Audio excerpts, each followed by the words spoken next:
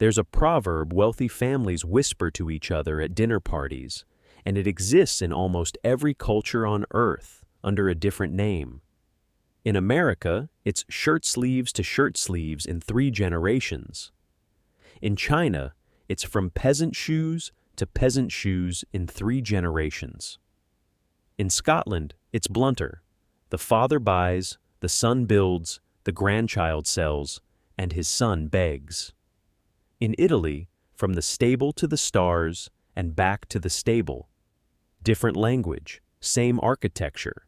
Generation 1 builds the fortune. Generation 2 enjoys it. Generation 3 loses it. And by Generation 4, the family is back where it started, wearing its shirt sleeves, doing the work with its own hands, exactly like the founder did. It sounds like fate. It sounds almost like physics, as if wealth has a half-life, and no family can outrun it. Except some families do outrun it, not by luck, not because they were smarter or more virtuous than the families who failed.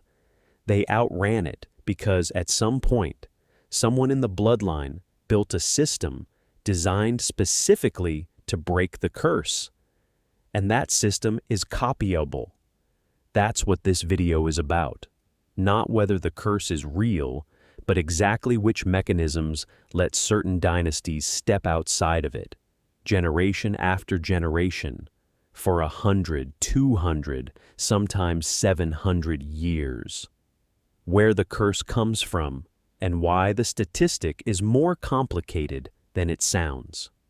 Let's start with the number everyone quotes. 70% of wealthy families lose their fortune by the 2nd generation, and 90% by the 3rd. You've probably heard this exact statistic recited in a wealth management ad, a LinkedIn post, or a documentary just like this one. Here's the uncomfortable truth this channel exists to tell you. That number is real, but its origin is far shakier than the people quoting it usually admit. The figure traces back to a single early 2000s study that surveyed families about whether they felt they had retained control of their assets through a generational transition, a self-reported measure of communication and trust, not an audited measure of net worth, business survival, or investment performance. It was never designed to be a universal law of wealth decay.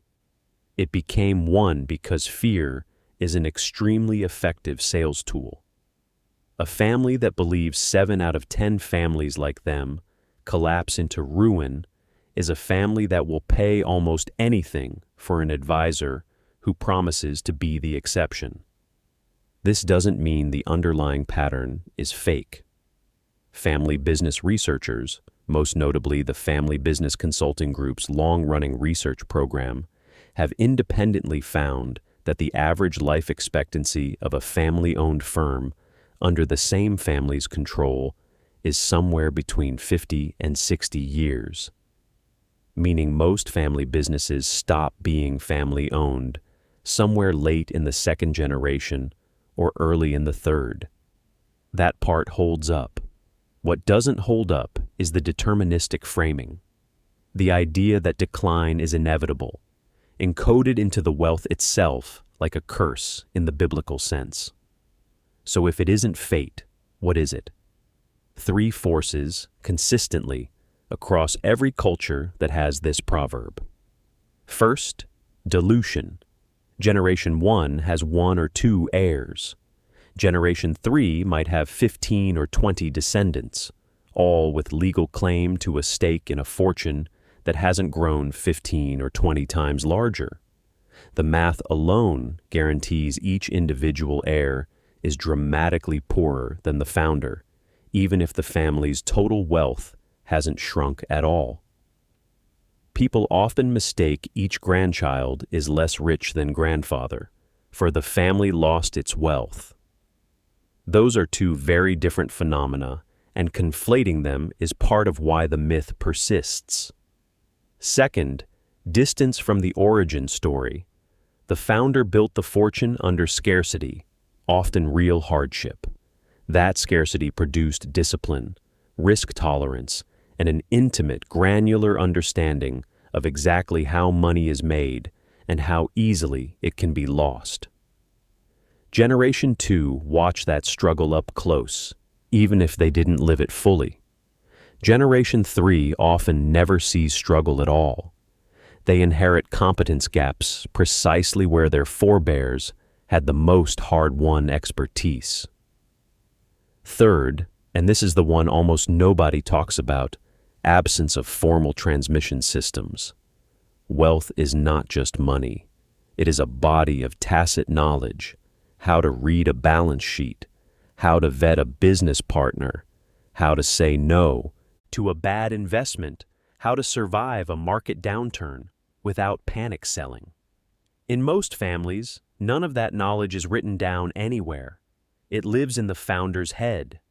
And when the founder dies, the operating manual for the fortune dies with them.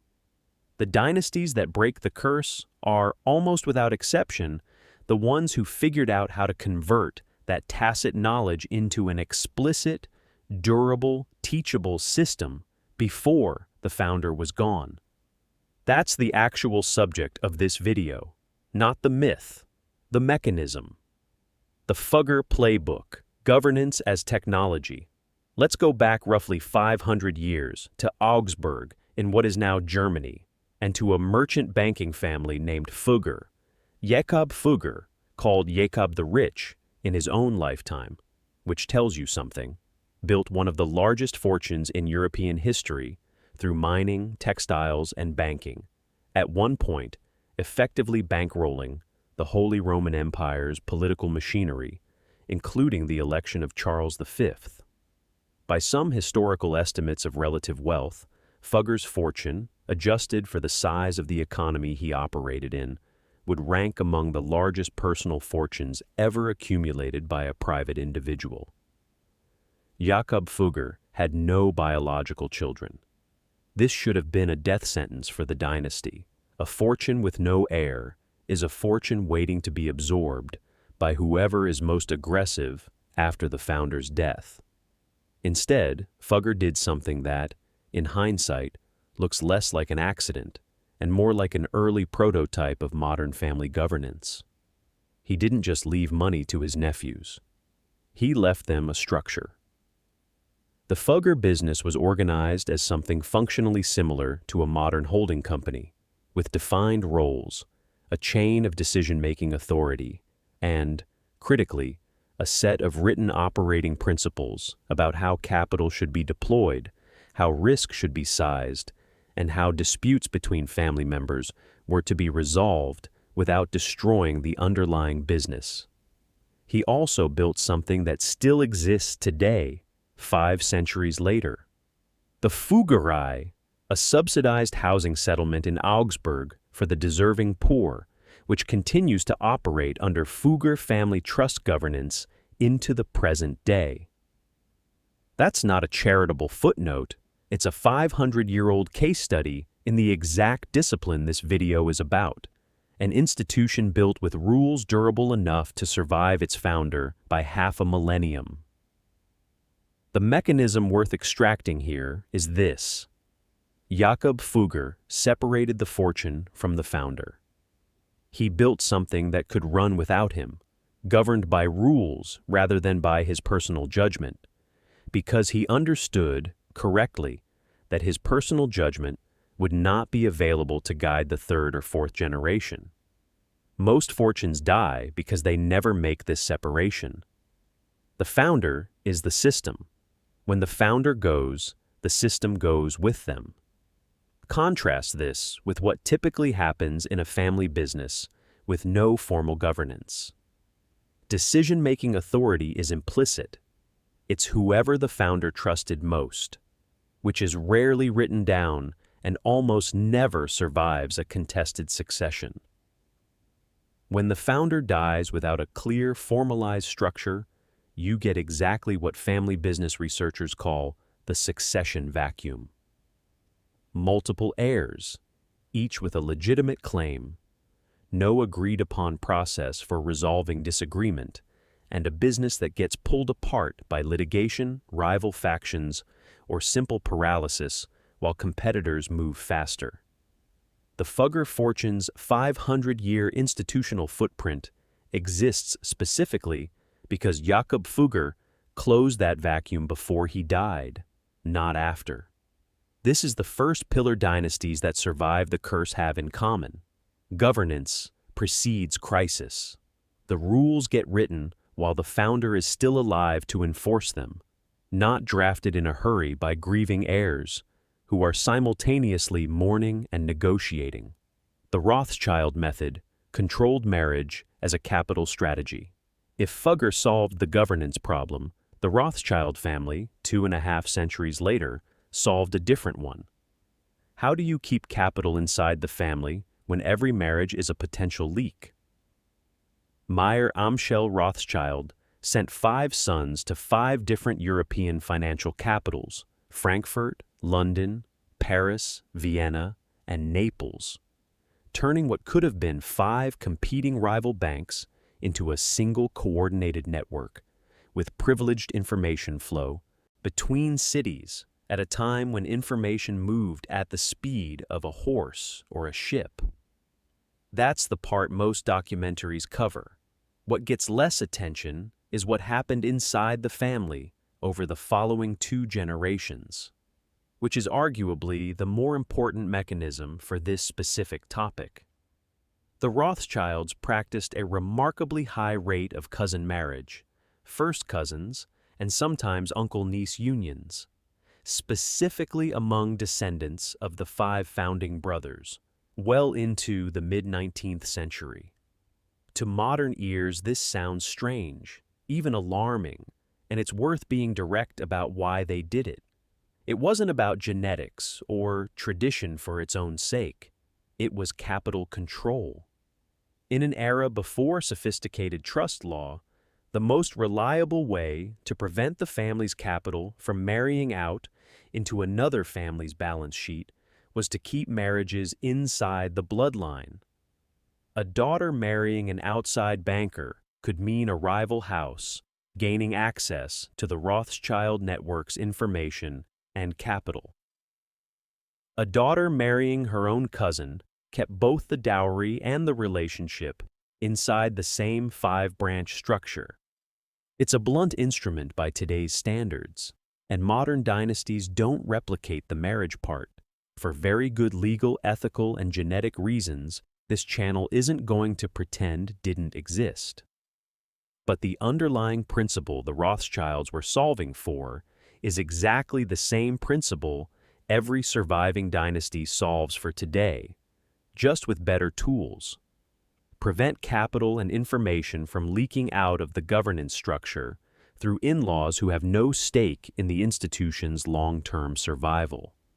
Modern old money families solve this same problem with prenuptial and postnuptial agreements drafted as a matter of routine rather than distrust, with trusts that are structured so that a divorcing in-law has no claim on trust principle, and with family constitutions that explicitly define an in-law's role, often deliberately limited, in governance decisions. The mechanism is identical to what the 5 Rothschild brothers were doing in the 1820s. Only the instrument changed. The problem, capital leaking out through marriage, is a permanent feature of multi-generational wealth in every era. This is the second pillar. Surviving dynasties treat in-law integration as a governed process, not a private family matter left to chance. The Japanese solution, when the bloodline isn't the point now, for the mechanism that most directly and most elegantly defeats the 3-generation curse. And it comes from a culture that has kept family enterprises alive longer than almost anywhere else on Earth. Japan. Japan is home to the majority of the world's businesses older than 200 years, and several older than 1,000, including a construction company, Kongo Gumi, that operated continuously from the year 578 AD until it was absorbed as a subsidiary in 2006, a run of roughly 14 centuries. No Western dynasty comes remotely close to that timescale.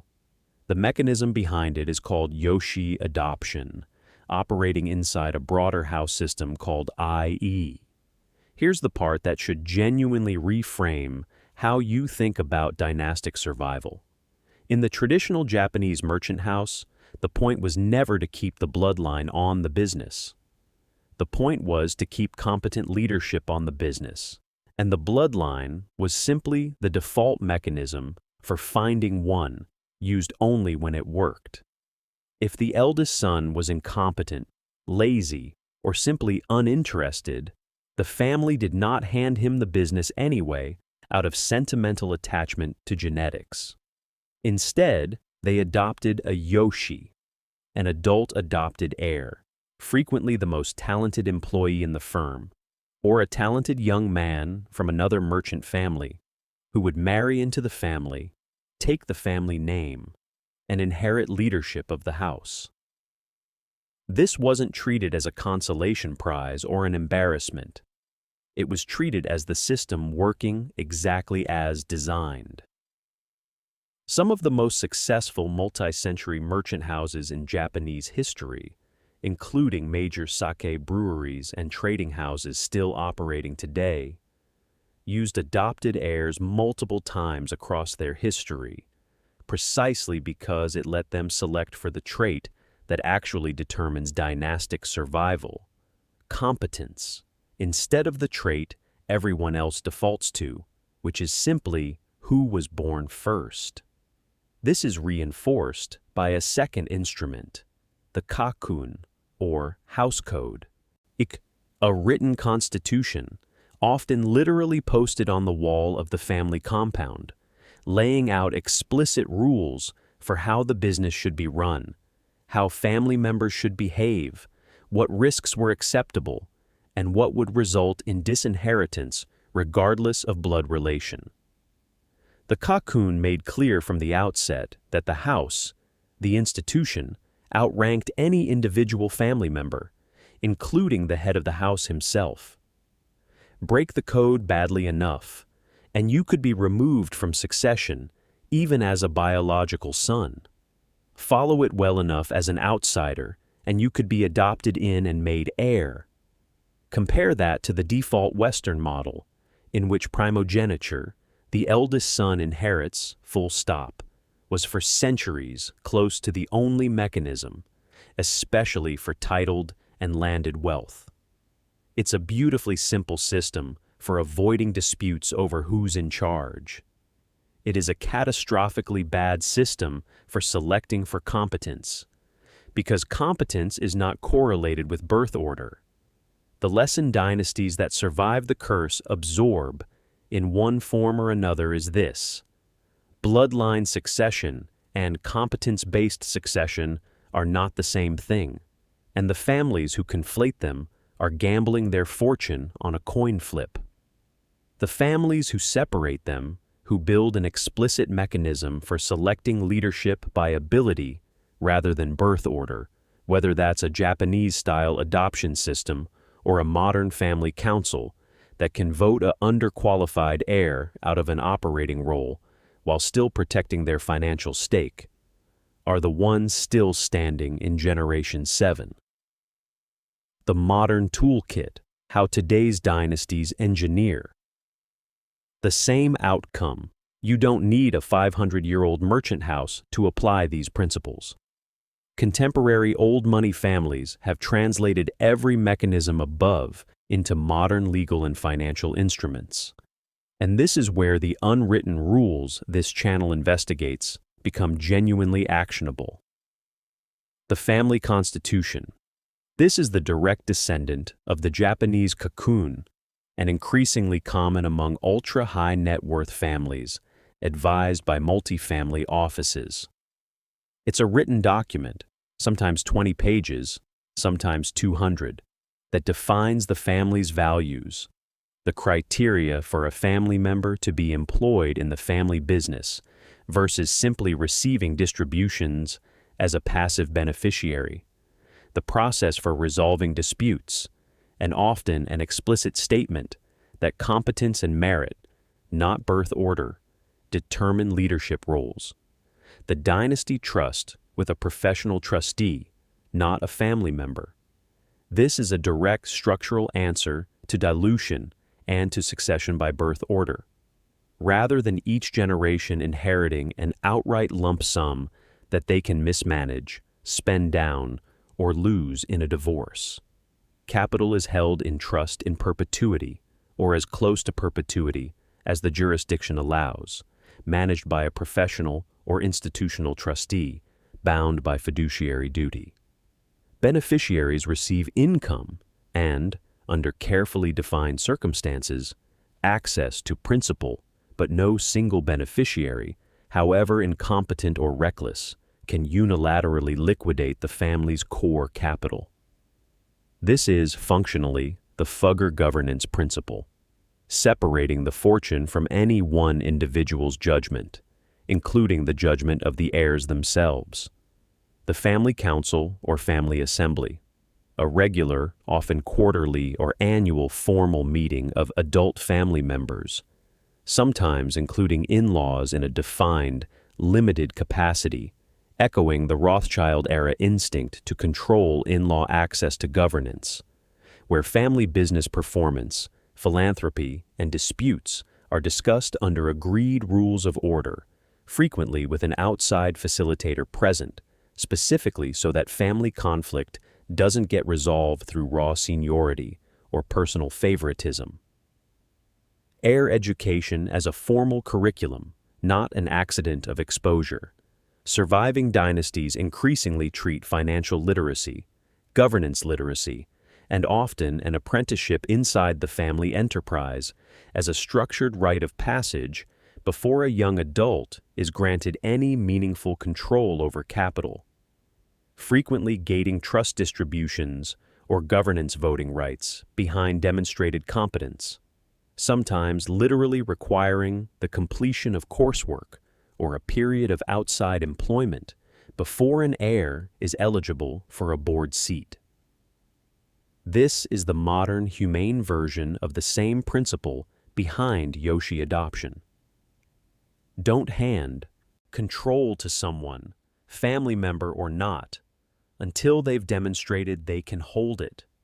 Every one of these instruments is solving one of the three original failure modes from Section 1. Dilution is managed by trust structures that separate capital ownership from capital control. Loss of tacit knowledge is managed by formal heir education and written constitutions that encode what used to live only in the founder's head. And competence-blind succession is managed by councils and governance rules that can, and sometimes do, remove an underqualified family member from an operating role while still protecting their financial interest as a beneficiary. Why most families still don't do any of this. If the playbook is this well documented, some of it 5 centuries old, the obvious question is why more families don't simply adopt it. The honest answer is uncomfortable, and it's the answer this channel keeps returning to across every video in this series. Building these structures requires the founding generation to do something deeply counterintuitive while they are still alive and still in full control. Namely, to voluntarily constrain their own future authority and their heirs' authority in service of an institution that will outlive them. Most founders, understandably, are far more comfortable spending their remaining years enjoying what they built than sitting in a lawyer's office drafting the rules that will govern grandchildren they may never meet. There's also a psychological asymmetry worth naming plainly. A founder who lived through real financial risk has an intuitive, embodied understanding of what could go wrong. Their heirs, who inherit both the wealth and the rules protecting it, often experience those rules as controlling, patronizing, or a signal of distrust, precisely because they've never personally experienced the failure mode the rule was designed to prevent.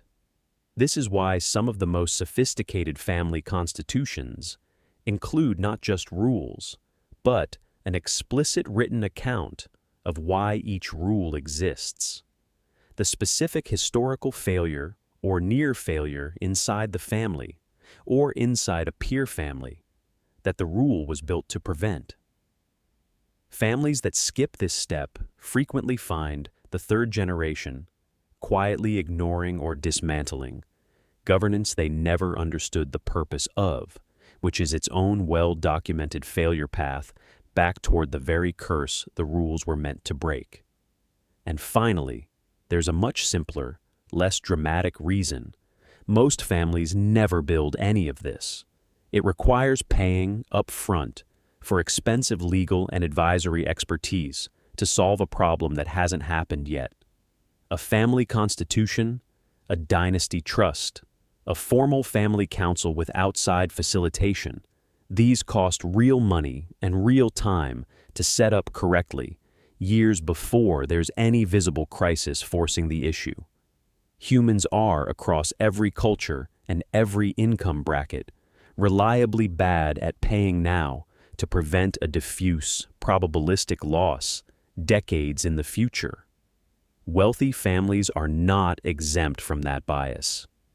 If anything, the stakes of getting it wrong are simply larger. The takeaway here is the actual finding underneath everything covered in this video, and it's worth stating plainly rather than dressing up as mysticism. The three-generation curse is not a law of nature, and it's not a spiritual consequence of wealth-corrupting character, however satisfying that story is to tell at a dinner party. It is the predictable output of an unmanaged system, dilution left unaddressed, tacit knowledge left unwritten, and succession left to birth order instead of competence. Every dynasty that has broken the curse, from a 500-year-old Augsburg banking house to a family that deliberately adopted outside talent into the bloodline itself for 14 centuries, to the modern family office drafting a constitution this year, did the same essential thing. They converted an implicit, fragile, person-dependent system into an explicit, durable, institution-dependent one, while the person who understood the system best was still alive to build it. This is not a secret. It has never been hidden. The mechanisms are documented in academic research, in 500-year-old merchant house records, and in the standard toolkit of any competent multifamily office today. It has simply never been taught to most people because there was never a reason to teach it to anyone who wasn't already going to inherit the problem. Thanks for watching, and I will see you in the next one.